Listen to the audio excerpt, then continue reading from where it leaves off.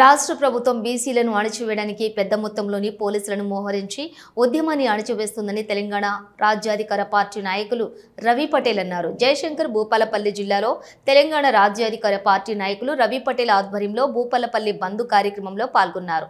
ఈ సందర్భంగా మాట్లాడుతూ బీసీలకు 42% రిజర్వేషన్ ఇచ్చే వరకు పెద్ద ఎత్తున ప్రజా ఉద్యమాలు చేస్తామని అన్నారు.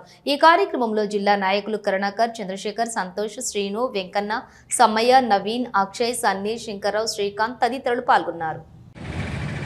ఏదైతే మన తెలంగాణ రాష్ట్రంలో గౌరవ హైకోర్టు మనకు బీసీలకు రిజర్వేషన్ ఏదైతే మన కాంగ్రెస్ పార్టీ పెట్టిందో జీవో నంబర్ M9ను నిన్న కొట్టివేయడం జరిగింది. దానికి నిరసనగా ఈరోజు తెలంగాణ రాజ్యాధికార పార్టీ టీఆర్పీ పార్టీ తరఫున ఈరోజు పెద్ద ఎత్తున మేము నిరసన కార్యక్రమాలు చేపట్టడం జరిగింది.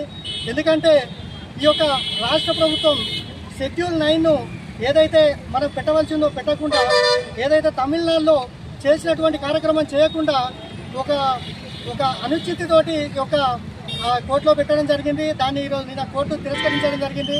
ఎందుకంటే ఇది పారదర్శకంగా లేదు.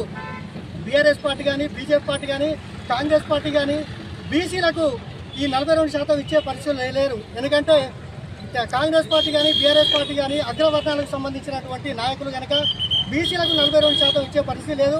కావున ఏదైతే తెలంగాణకు సంబంధించిన ఉద్యమం ఎంత పెద్ద ఎత్తున జరిగిందో ఈరోజు తెలంగాణ రాష్ట్ర వ్యాప్తంగా కూడా బీసీ ఉద్యమం కూడా అంత పెద్ద ఎత్తున జరుగుతూ ఉంది.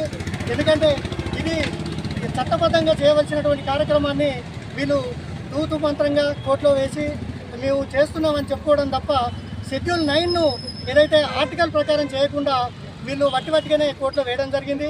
అది నిన్న కొట్టుకుపోవడం జరిగింది. ఎంతోమంది నిన్న పెద్ద ఎత్తున కూడా నామినేషన్లు వేసి వాళ్ళ ఖర్చుల పాలైనారు. ఇప్పుడు సంవత్సరం ఉంటే కూడా తెలంగాణలో పరిపాలన లేకుండా సర్పంచులు కానీ, ఎంపీటీసీలు కానీ, జెడ్పీటీసీలు కానీ లేరు. ఈ రేవంత్ రెడ్డి ప్రభుత్వానికి చిత్తశుద్ధి లేదు. అలాగే ఈ యొక్క కోర్టులో వేసినటువంటి ఇంతవరకు బీఆర్ఎస్ పార్టీ కానీ, బీజేపీ పార్టీ కానీ కనీసం ఆ కోర్టులో ఇంప్లీడ్ కూడా కాలేదు.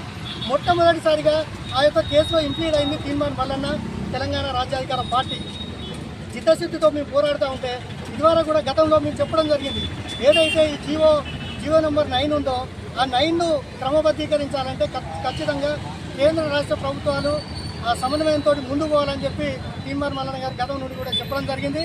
కానీ చిత్తశుద్ధి లేకుండా ఈ బీఆర్ఎస్ పార్టీ కానీ, బీజేపీ పార్టీ కానీ మేము సమర్థిస్తున్నాం అనుకుంటేనే వెన్నుపోటు కొడుతున్నారు బీసీలను. కాబట్టి దీన్ని మేము నిరసిస్తూ ఈరోజు పెద్ద ఎత్తున కూడా రాస్తారోకలు, ధర్నాలు, బంధులు చేయడం జరిగింది. కనుక బీసీలంతా కూడా ఐక్యమై ఈ రాష్ట్రంలో మరో తెలంగాణ ఉద్యమానికి శ్రీకారం చుట్టాలని మేము విజ్ఞప్తి చేస్తున్నాం.